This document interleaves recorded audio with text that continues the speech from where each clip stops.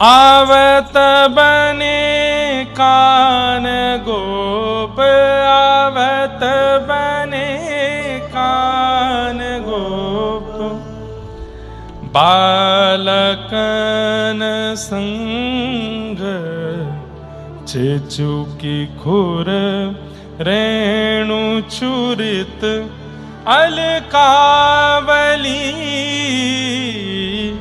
आवत बने कान गोप। कृष्णदास जी के शब्द नहीं है, सूरदास जी के शब्द नहीं है, स्वयं जगत नियंता जगदाधार परमात्मा श्री कृष्ण अपने हाथों से लिख रहे हैं ये शब्द। क्या अर्थ है? आवत बने कान गोप। गोपाल जी गैया चरा करके लौट के आ रहे हैं नंद भवन, शाम की बेला, गौधूली बेला है, और कैसे लग रहे हैं? बालकन संग, साथ में ग्वाल बाल हैं, चेचुकी खुर रेणु छुरित।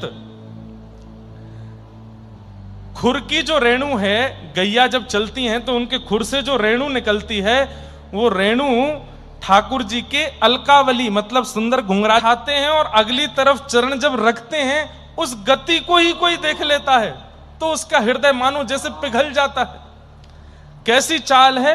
बोले मोह मत मघ चाप, एक मतवाला हाथी जैसे मदमस्त होकर के चलता है, ऐसे श्याम सुंदर चल रहे हैं। बंक लोचन बाण, नेत्रों से क्या कर रहे हैं? बोले अपनी बौं रूपी धनुष पर अपने नेत्र रूपी बाण को धरते हैं और खींच करके जैसे ही तिरछे करते हैं तो मानो जो सामने आता है उसके हृदय में जाकर के वो नेत्र रूपी बाण ऐसे लगता है घायल होके गिर जाता है वो। अब ये एक चिंतन का विषय है, ये चिंतन करने वाली बात है। स्वयं श्री कृष्ण अपने नेत्रों का वर्णन कर रहे हैं, बंक लोचन बाण।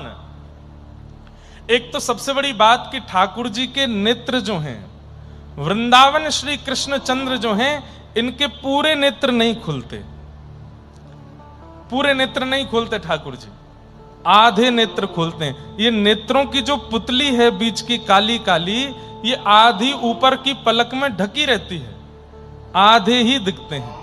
मतलब जैसे कोई मदमस्त, कोई कहने में थोड़ी अटपटी बात लगती है, लेकिन कोई ऐसे पदार्थ को खाकर के व्यक्ति थोड़ा नशे में मस्त हो जाता है, उसके नेत्र जैसे चढ़ जाते हैं, ऐसे ठाकुर जी के नेत्र 24 घंटा रहते हैं। कृष्णदास जी के लिए ठाकुर जी लिख के गए, बोले कैसे नेत्र हैं? बंक लोचन बाण, आधे नेत्र खुलते हैं ठाकुर जी के, मानो ऐसा लगता है ये ऊपर की बौं जो ये धनुष है और उस धनुष की जो पीछे की रस्सी है वो ठाकुर जी के ये ऊपर वाली पलकें हैं। कभी कभी जब सामने से कोई आ जाता है जिस पर ठाकुर जी को अपने नेत्र बाण मारने हो, उसकी ओर देख करके ठाकुर जी अपने नेत्रों को थोड़ा इधर घुमाते हैं, मानो जैसे खींच लिया, यहां देख करके और फिर जैसे दोबारा उसकी ओर देखते हैं, मानो जैसे बाण चला दिया, अब खंजित होकर के वो गिर पड़ता है। ऐसे बाण जैसे नेत्र जिनके हैं। शीश शोभित मोर चंद्र। अच्छा, व्रज में ठाकुर जी मुकुट नहीं पहनते, व्रज में क्या पहनते हैं? हल्की सी पाग ठाकुर जी बांध लेते हैं कपड़े की, और सुंदर जो बड़े बड़े केश हैं, आहा, शीश शोभित मोर चंद्र, सुंदर घुंघराले केशों को गूंथ करके ठाकुर जी एक यहां जूड़ा जैसा बना लेते हैं, उस पर एक पाग बांध देते हैं, उसमें एक मोर पिच्छ लगाते हैं। वैसे ठाकुर जी को प्रिय एक मोर पिच्छ नहीं है, 5 मयूर पिच्छ का एक पेच बनता है, उसको ठाकुर जी पहनते हैं, जो ऐसे खुल जाए उसको ठाकुर जी धारण करके रखते हैं। आहा, उदित उडुराज सुंदर शिरोमणि भदन, निरक फूली नवल युवती कुमुदावली। आहा, इस प्रकार सूर्य के प्रकट हो जाने पर, सूर्य के उदय होने पर बंद जितने भी पुष्प हैं वो अपनी अपनी कलियों को खोल करके खिल जाते हैं, ऐसे ही श्याम सुंदर जब गौचारण करके लौटते हैं, मुख पर रज लगी होती है, सिर में सुंदर मोर पिछ लगा है, और जैसे ही वृंदावन में प्रवेश करते हैं तो मुरझे हुए फूलों की तरह सब गोपियां रहती हैं। ठाकुर जी जब चले गए, जैसे ही लौट करके आते हैं, समस्त गोपियों के मुखमंडल प्रसन्नित हो जाते हैं, आनंदित हो जाते हैं, गोप ग्वाल सब खुश हो जाते हैं। जितने भी लोग ठाकुर जी की गौचारण लीला में नहीं जा पाए, वे सब आनंदित हो जाते हैं ठाकुर जी को वापस आता देख। आहा, अरुण सचुकत अधर बिंब फल उपहसत, कछुक प्रगट होत कुंद दस नावली। अरुण सकुचत अधर, धीमे धीमे ठाकुर जी के अधर यानी कि होठ वो खुल रहे हैं। जब आकर के गोपियों को हंसता हुआ देखते हैं तो हल्की सी मुस्कान तो है, लेकिन जब और समीप आते हैं और गोपियों को, व्रजवासियों को प्रसन्न मुद्रा में देखते हैं तो ठाकुर जी के मुखमंडल पर और थोड़ी प्रसन्नता आने लगती है। और जैसे ही प्रसन्नता आते ही वो मुख खुलता है, थोड़े थोड़े ठाकुर जी की दंतावली का दर्शन होने लगता है। आहा, स्वर्ण कुंडल तिलक भाल बेसरी निकसनाल, कंठ कौस्तुभ मणि सुभग त्रिवला बली। कानों में सुंदर स्वर्ण के कुंडल पहने हुए हैं, माथे पर सुंदर तिलक धारण किया है ठाकुर जी ने, नाक में बेसर पहनी है, नक बेसर पहनी है, कंठ कौस्तुभ मणि धारण करी हुई है, और त्रिभुलावली, त्रिभुलावली मतलब 3 अंग से जो टेढ़े हैं, ऐसे त्रिभुलावली, चरण टेढ़े, कमर टेढ़े और गर्दन भी टेढ़ी, और ऐसे करते हुए ठाकुर जी जब चलते हैं त्रिभंग लली बनकर के, आहा कितने सुंदर लगते हैं। आहा, कर मुरली का अखिल मोहित, गोपिका जन मनसी, गंधित प्रेमावली। अपने अधर पर जब मुरली को धारण करते हैं, गोपिकाओं के जनमन का जब हरण कर लेते हैं ठाकुर जी। कटि क्षुद्र घंटिका कनक हीरा मई, नाभि अंबुज वलित भृंग रोमावली। और अंत में क्या लिख रहे हैं? आहा, पीत के सई पाट धार, धार सुंदर अंग अंग, बजत नूपुर गीत भरत शब्दावली।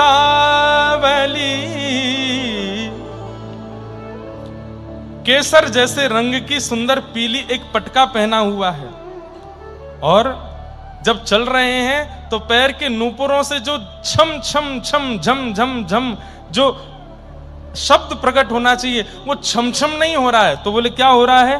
बोले गीत भरत शब्दावली, मानो जैसे कोई खूब सुंदर स्वर में, तीखे स्वर में कोई गा रहा हो। ठाकुर जी के नूपुर ऐसे लगते हैं जैसे मानो समाज में बैठ करके खूब सारे लोग गा रहे हों। आहा, कृष्ण दास बलि गिरधर,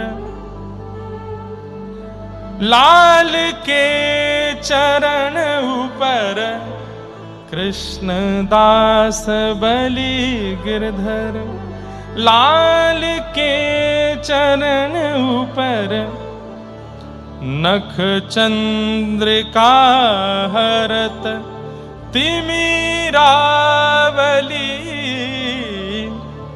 कृष्णदास बलि गिरधर, ऐसे सुंदर गिरधर की कृष्णदास बलैया ले रहे हैं, और जिनके नखचंद्र, जिनके पैरों के नख कैसे हैं, नाखून कैसे हैं, बोले उनको देखने से हृदय में जितना तिमिर है, जितने विषाद हैं, जितनी पीड़ा है, सब दूर हो रही हैं।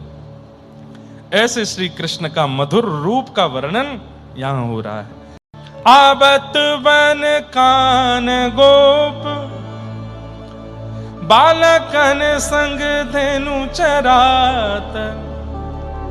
सुंदर पद रचना करके रात्रि में बैठ करके ठाकुर जी लिख करके सारे पद और वहां से चले गए। सुबह सुबह जब उठे कृष्णदास जी और जैसी अपनी उस किताब को खोला, रोज बैठते थे आज क्या लिखूं, कुछ तो लिखूं सूरदास जी को सुनाने के लिए, लेकिन कोई शब्द ऐसा सुनाई नहीं देता। आज जैसी किताब खोली तो उसमें से चंदन की सुगंधी आ रही थी। आज किताब मानो ऐसी लग रही थी जैसे मानो कोई रुई का फोहा उठा लिया हो, इतनी अद्भुत उसके प्रति भावना प्रकट हो रही थी। और जैसे ही खोल करके देखा, इतनी सुंदर लेखनी, इतनी सुंदर लिखाई में एक सुंदर पद लिखा है।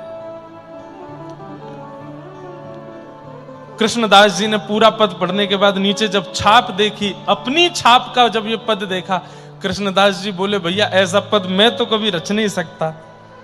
दौड़े दौड़े मंदिर गए, जाके जैसे ही श्रीनाथ जी के दर्शन किए, श्रीनाथ जी मंद मुस्कुरा रहे हैं, कृष्णदास जी की ओर तिरछी नजर से देख रहे हैं और अपनी भौं उठा के पूछ रहे हैं कैसा लगो भाव। कृष्णदास जी बड़े प्रसन्न, बोले आप लिख करके गए? बोले हाँ, जाओ सुना दो सूरदास जी को। कृष्णदास जी गए, सूरदास जी से जाकर के बोले, सूरदास जी से जाकर के बोले मैंने पद लिख लिया है आपको सुनाने के लिए। सूरदास जी बोले अच्छा सुनाओ। कृष्णदास जी सामने बैठे गाने लगे। आवत बन कान गोप बालकन संग चेचुकी खुर रेणु छुरत अलकावली मोह मत माघ चाप बक लोचन बान शीश शोभित मोर चंद्रावली। और सब बात कहते हुए अंत में बोले हृदय कृष्णदास बलि गिरधरन लाल की चरण नख चंद्रिका हरत तिमिरावली। सूरदास जी कान देकर के सुन रहे थे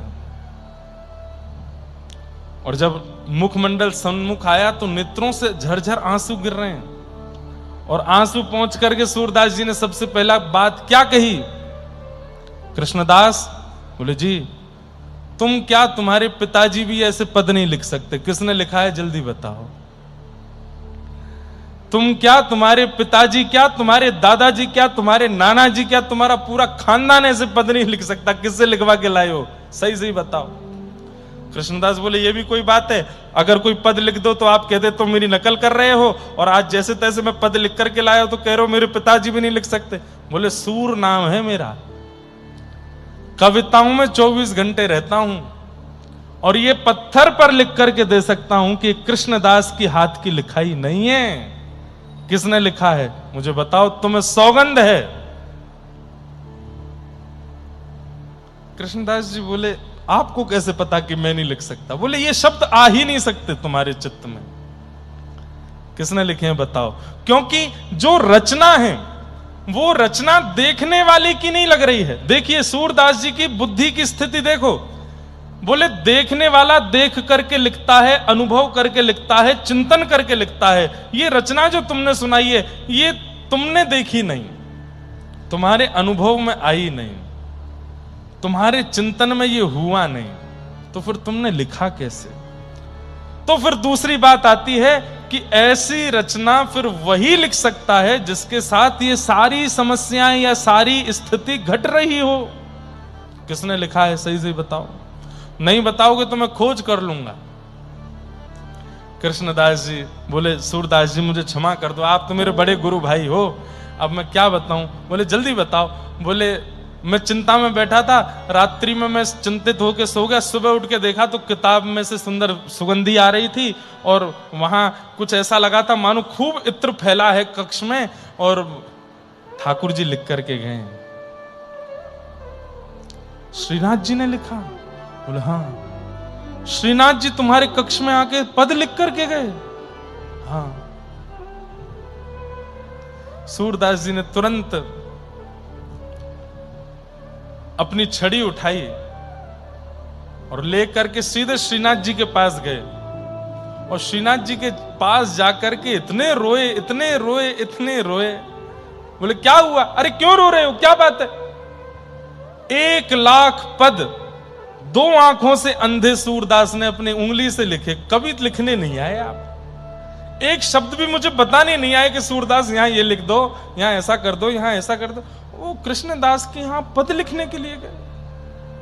मुझ पर तो ऐसे अनुग्रह नहीं किया। आज तक मुझे इसी बात का अहम रहता था कि आप मुझ पर बहुत कृपा करते हैं, पर कृष्णदास के यहां पद लिख करके आए आप उसकी छाप से।